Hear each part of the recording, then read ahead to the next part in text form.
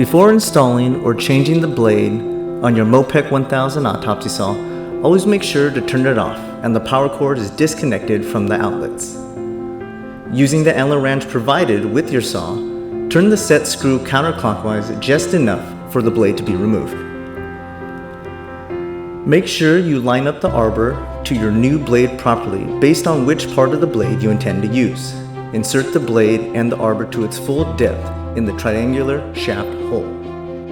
Using the Allen wrench again, turn the set screw clockwise to tighten the screw firmly against the arbor of the blade.